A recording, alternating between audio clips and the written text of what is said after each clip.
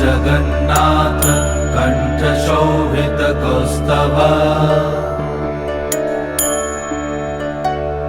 Padmanabha Vedgarbh चन्द्रसूर्यविलकना Jagannath Loknath नीलाद्रीश परहरि